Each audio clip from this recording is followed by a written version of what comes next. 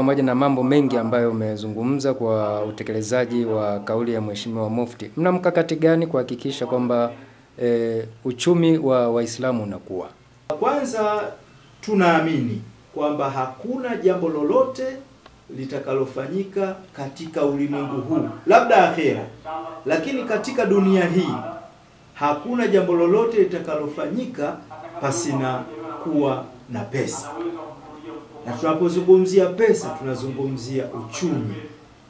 Mheshimiwa Mufti kisha tufundisha mara nyingi kwamba baraza letu hili kwanza tushikamane. Tukishikamana tutengeneze uchumi. Sasa tukishatengeneza uchumi wa baraza, uwezekano wa kutengeneza uchumi wa Muislamu mmoja mmoja upo. Uwezekano uko vipi? Sisi mathalan katika misikiti yetu tumetengeneza uchumi. Uwezekano wa kuwakopesha vijana wa Kiislamu mitaji unakuwepo. Kwa maana kijana wa Kiislamu ambaye labda pengine amefeli katika maisha au pengine anajitafutia riziki yake imekuwa ndogo, anaweza akaenda msikitini. Msikiti una uchumi, una nguvu ya uchumi, una kitu kinaitwa Baitul Mal, akaunti maalum imewekwa pale kwa ajili ya kuwasaidia watu. Kinatolewa kiasi, anapewa yule muumini ambaye labda pengine atakuwa kijana, mwanamama, nani, atapewa. Na hiyo tunafanya hapa katika ofisi yangu hapa. Hilo nimekwishaanza kulitekeleza hapa. Tunawagawia mitaji watu. Sisemi kwamba waje sasa kutaka hiyo mitaji, hapana. Lakini wale wenye shida ambao wanakuja kueleza shida zao hapa ofisini, tunasikiliza shida zao. Tukishasikiliza shida yake yule mtu, tunaona huyu mtu badala ya kumpa fedha aende akatatue tatizo lake, bora tumpe mtaji. Katika hali kama hiyo wamefaidika watu wengi sana hapa ofisini kwa kupewa mitaji. Wamefaidika sana. Sasa dhana hii tunataka tuihamishe kutoka kwenye ofisi hapa ya mkoa kuipeleka kwenye misikiti yote. Misikiti lazima iwe na miradi, misikiti ya vijijini iwe na mashamba, lakini ifanye miradi mbalimbali. Kuna misikiti, nimefanya utafiti katika mkoa wa Katavi, 70% ya misikiti iko maeneo mazuri ya barabarani. Kwa hiyo kwenye ile misikiti ya barabarani, pamoja na kwamba hili huwa linabezwa la kuweka frame za maduka, lakini ule ni mradi unaweza kuingiza kipato katika msikiti. Na watu kama wamekaa vizuri, ugomvi hautatokea, wala ikhtilafu haitatokea, wala ubadhirifu hautatokea. Kwa hiyo kama watajiimarisha wale watu walioko misikitini, maana yake utaratibu wa kuwasaidia waumini wao utafanyika. Anaweza akaanzisha SACCOS ya Kiislamu pale walipo, waumini wakawa wanakopa na wanarejesha bila riba. Waumini leo hii ukifanya utafiti utaona kwamba kuna baadhi yao wanakwenda kwenye mikopo ya riba. Sio kwamba wanapenda, wengine hawapendi kabisa, lakini ile hali inawalazimisha kwenda kwenye mikopo hiyo kwa sababu sisi hatujatengeneza utaratibu wa kuwakopesha. Na kukopesha ni kwa mujibu wa sheria. Mwenyezi Mungu karuhusu, Mtume SAW karuhusu, na mpaka imefikia Mtume SAW amekwenda Miraji, kakuta kuna sehemu imeandikwa kabisa kwamba mwenye kukopa ana thawabu mara 18 zaidi ya mwenye kutoa sadaka. Kwa maana ya kwamba swala la kukopesha ni swala muhimu na ni swala ambalo lipo. Kwa hiyo kama msikiti utatengeneza utaratibu huo wa kuwawezesha waumini wake, imamu lazima awajue waumini wake na hali zao, ajue vipato vyao, ajue rasilimali alionayo pale msikitini, watu wake wakoje. Kuna wenye uwezo, kuna wasiokuwa na uwezo.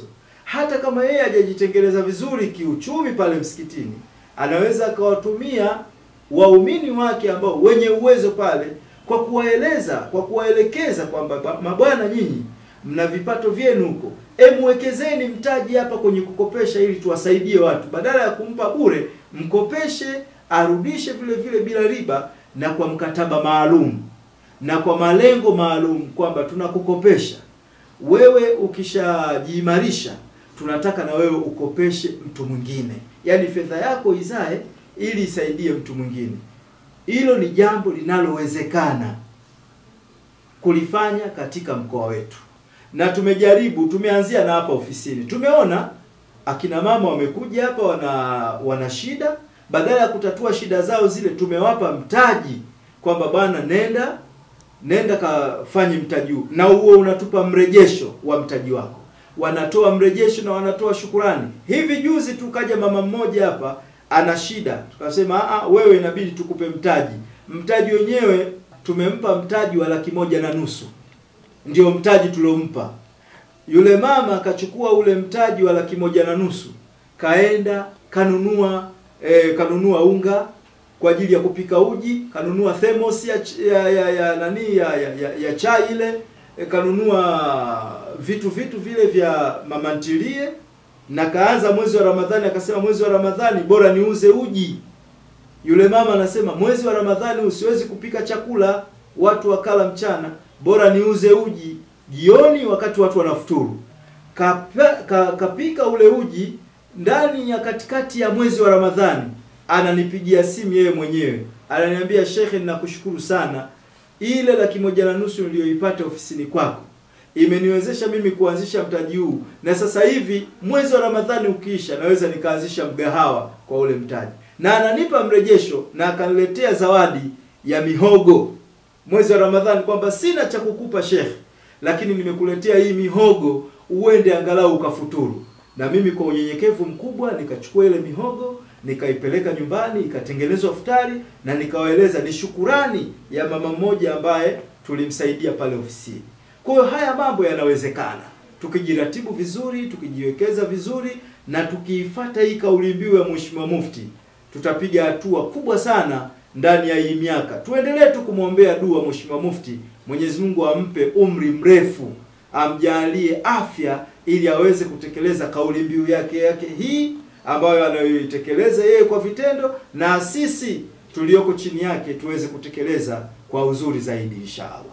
Unatoa wito gani sasa kwa Waislamu juu ya kutekeleza kauli mbiu hii, lakini pia kuhakikisha kwamba wanasaidiana, kwa sababu kuna tatizo la Waislamu kutoa zaka ile ya pitio ya mwaka? Kipi ambacho wanakitoa ili kuondokana na uchumi mdogo kwa Waislamu na kukuza uchumi kwa ujumla, lakini pia mbali na uchumi na kuimarisha imani zao kwenye dini? Kwanza sisi hapa ofisini Baraza Kuu la Waislamu wa Tanzania mkoa wa Katavi, kupitia vikao vyake mbalimbali, tumejiwekea taratibu zetu. Tumeweka taratibu ambazo hazikinzani na misingi ya Qur'ani na Sunna, kwa ajili ya kuhakikisha kwamba tunafanya mambo haya ya kimaendeleo. Tumeweka mikakati mbalimbali. Na moja kati ya mikakati ni kuunda kamati ya zaka ya mkoa. Kwa hiyo tunayo kamati maalumu inayoshughulikia zaka. Zaka ni eneo ambalo halijashughulikiwa ipasavyo, na kama eneo hili litashughulikiwa ipasavyo, tutaimarisha uchumi wa Uislamu wetu na Waislamu mmoja mmoja.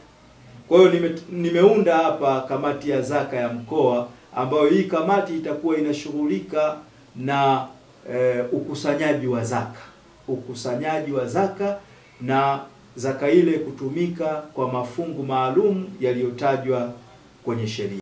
Na kamati hiyo ambayo ni ya mseto, kwa maana ya kwamba ni kamati iliyochukua maeneo mbalimbali ambayo yanatolewa mafungu yale ya zaka. Tunao watu wa madini wako kwenye kamati hiyo. Tuna watu wakulima wako katika kamati hiyo. Halafu tunao wafanyabiashara wako kwenye kamati hiyo. Halafu tunao wafugaji walioko kwenye kamati hiyo. Na tumechukua watu hao maalum ambao wanajishughulisha kiundani kabisa na masuala hayo.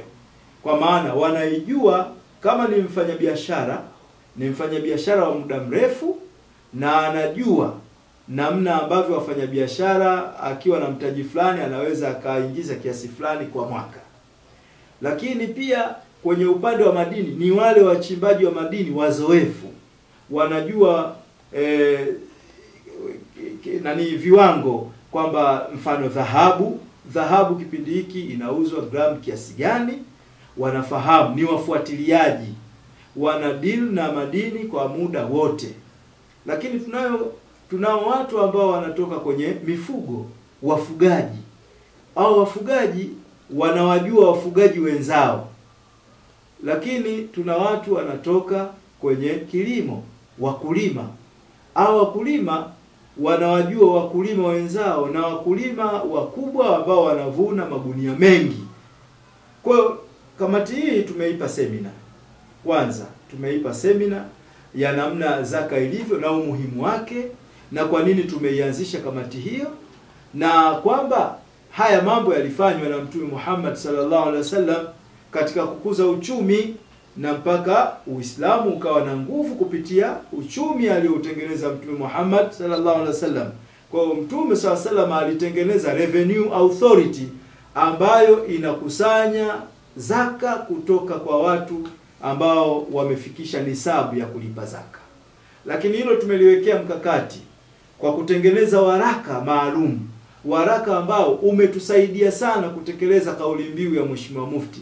Katika waraka ule tumeainisha kwamba zaka inatakiwa itolewe kutoka kwa wenye nacho, kama ambavyo Mtume SAW alivyosema, tu'khadhu min aghniyaihim, inatolewa kutoka kwa matajiri wao, waturadu ila fuqaraihim, na inarejeshwa hiyo zaka kwa wale maskini wao. Kwa hiyo tunataka tuitoe zaka kwa matajiri, tuipeleke kwa maskini wasiokuwa na uwezo, ili kuweka balance na ili kuendelea kukuza uchumi. Tukifanya hivyo pia tutakuwa tunaisaidia serikali kutokomeza ile hali ya umaskini katika nchi yetu. Una neno gani kwa Waislamu, walimu wa madrasa, lakini pia kwa mashehe wa misikiti katika mkoa wa Katavi? Kama nitatafuta neno la kuambia viongozi wetu, lakini pamoja na Waislamu, nitasema kuwa ni mshikamano kwanza. Mambo yote hatuwezi tukayafanya bila kuwa na mshikamano. Lazima tuwe na mshikamano, sisi sote tuungane, tuwe kitu kimoja ili tuweze kuutekeleza Uislamu wetu. Uislamu wetu huu hauhitaji watu walioparaganyika. Uislamu wetu huu hauhitaji watu ambao kila mmoja kashika kamba yake. Kamba ya Uislamu ni moja, ambao Mwenyezi Mungu Subhanahu wa Ta'ala ametusisitiza kuikamata. Hiyo kamba ni dini yetu hii ya Uislamu. Tuikamate kwa sote bila hata mtu mmoja kuiachia. Tukifanya hivyo, kwanza kwa ngazi hizi za kiuongozi, kwamba viongozi kwa viongozi tuheshimiane, tujaliane, tuthaminiane na tushikamane kuwa kitu kimoja ili tuweze kuwaongoza watu wetu vizuri. Lakini waumini na wao Waislamu wajitahidi sana kuwaelewa viongozi wao na kuwaheshimu, kwa sababu kama kiongozi hawezi kuheshimiwa, basi ile encouragement ya yeye kuingia kwenye utekelezaji wa majukumu yake vizuri inakosekana. Kwa hiyo tushikamane, tuendeleze dini yetu na tujitahidi sana kuwa kitu kimoja, na pia kuepukana na shari, vurugu, na kuwa na amani katika maeneo yetu tulionayo, kwa sababu moja kati ya vitu vinavyoturudisha nyuma ni mizozo na ni migogoro. Wakati ambapo sisi tungeweza kukaa kupanga mikakati ya kimaendeleo, wakati huo tutautumia kwa kukaa kusuluhishana. Kwa sababu watu wakiona mnagombana hawezi kuacha, lazima wasuluhishe. Sasa waonaje kuwa ule muda wa kusuluhishwa kwenu mngeutumia ule muda kupanga mikakati ya kimaendeleo? Kwa hiyo tunapoteza muda mwingi kwa ajili ya migogoro isiyokuwa na tija. Huyu anafaa, huyu hafai. Hili ni jambo ambalo tumelikemea sana na tunaendelea kulikemea katika mkoa wetu ili Uislamu wetu uweze kupiga hatua. Na naamini sasa hivi kuna mabadiliko makubwa juu ya migogoro mbalimbali iliyokuwa ikijitokeza. Sasa hivi migogoro hiyo haipo. Hatuwezi tukasema imekwisha kabisa, kwa sababu sisi ni binadamu, na binadamu wanapoishi pamoja kila mtu anakuwa na la kwake.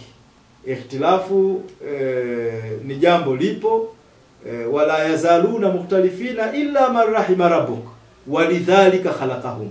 Kwa hiyo hatuwezi tukaepuka jambo hilo la ikhtilafu, lakini tunaomba Waislamu ikhtilafu hizi ndogo ndogo waepukane nazo, tubaki kwenye mstari mmoja na tuendelee kumuunga mkono Mheshimiwa Mufti. na kuwaombea viongozi wetu, kumwombea Rais wa Jamhuri ya Muungano wa Tanzania mama yetu Daktari Samia Suluhu Hassan. Kila kiongozi ni wajibu wake kufanya hivyo, lakini kila Muislamu ni wajibu wake pia kufanya hivyo, kumwombea rais wetu Daktari Samia Suluhu Hassan na kuiombea serikali yake yote kwa ujumla wake. Lakini tusisahau pia kumwombea kiongozi wetu wa kiroho, kiongozi wetu mkuu, ambaye haya tunayozungumza ni kutokana na yeye. Yeye ndiyo al-mujaddidul asir. Maana yake tusingefikia hatua hii tunayoizungumza bila yeye kutuambia, jamani, ishini hivi, fanyeni hivi, kuweni hivi. Na yeye amekuwa ni mvumilivu mkubwa wa kutuvumilia sisi viongozi wake wa chini. Vinginevyo maana yake tungekuwa vile vile kama tulivyokuwa huko nyuma. Kwa hiyo na yeye tuna wajibu wa kumwombea dua sana. Kumwombea dua sana kwa Mwenyezi Mungu Subhanahu wa Ta'ala, pamoja na udhaifu wetu. Lakini Mwenyezi Mungu atatusikia tukiwa na nia thabiti ya kumwombea kiongozi wetu na kumtia moyo kutokana na haya anayoyafanya. Halali, hasinzi, hapati muda wa kupumzika, kila wakati yeye anatafuta namna ya kuwanusuru Waislamu katika dimbu hili. Na hata ukimsikiliza utaona anazungumza kwa uchungu mkubwa na kwa maana kubwa. Amezungumza mara nyingi kuhusiana na kukosekana kwa mashule, amezungumza mara nyingi kukosekana kwa mahospitali, amezungumza mara nyingi kukosekana kwa chuo. Mpaka anastaajabu, mpaka leo Waislamu tuna chuo kimoja tu cha tena cha kupewa. Hatuwezi tukafanya mikakati sisi tukapata chuo kikuu kingine. Anazungumza kwa uchungu. Sasa Waislamu lazima wamuelewe, lazima wamuunge mkono, lazima waone kwamba mzee wetu huyu, shekhe wetu huyu, mufti wetu huyu ana nia thabiti ya kuwakwamua Waislamu kutoka hapo walipo kusonga mbele. Lakini kama watatokea watu wa kumkatisha tamaa, hii dini ni ya kwetu sote. Hii dini ikiharibika sio ya BAKWATA. Hii dini ni ya Uislamu, ni ya Waislamu wote. Lazima mtu aangalie kwamba leo ninapoishutumu BAKWATA mimi nimefanya nini? Kwa hiyo wito wangu kwa Waislamu ni kuunga mkono hii BAKWATA. BAKWATA ni chombo safi na madhumuni yake yaliyoelezwa katika ibara ya 9, madhumuni yake yale 17 ambayo yameelezwa kwenye katiba yake. Ukiyasoma ni madhumuni mazuri na utekelezaji wake ndio huu. Binadamu hatuwezi tukakosa mapungufu. Hata yeye huyo ambaye anayezungumza vibaya BAKWATA, ukimpekua na ukimjadili, ukimjaji, utakuta na mapungufu mengi sana ambayo watu wengine hawasemi lakini wanayajua. Kwa hiyo tuheshimu viongozi wetu, lakini pia na sisi Waislamu mmoja kwa mmoja tuheshimiane na tuendelee kumwombea dua sana Mheshimiwa Mufti na viongozi wote wanaoambatana naye. Tuendelee kuwaombea dua kwa sababu wanafanya kazi kubwa na hata wana mchango mkubwa juu ya amani tulionayo katika nchi yetu. Kwa hiyo na sisi tuendelee kuwaombea dua ili wapate moyo wa kufanya kazi hii ya dini na tupige hatua kutoka hapa tulipo kusonga mbele kwa kutekeleza kauli mbiu ya Mheshimiwa Mufti ya jitambue, badilika, acha mazoea. Shukrani sana. Asante sana. Na mtazamaji wa M24 Online Media, usisahau kusubscribe, kulike na kushare video zetu. Haya ni mambo ambayo tumejifunza kutoka kwa Shehe mkuu wa mkoa wa Katavi, Shehe Mashaka Nasoro, ambaye tumezungumza naye mengi namna gani wanavyotekeleza kauli mbiu ya Mheshimiwa Mufti wa Tanzania Sheikh Abubakar bin Zuberi Ali, ambaye alisema kwamba jitambue, badilika, acha mazoea. Na haya ndiyo mambo ambayo wanayatekeleza. Usisahau kusubscribe, kulike na kushare video zetu. Endelea kufuatilia M24 Online Media. Shukrani sana. Asante sana. Asante.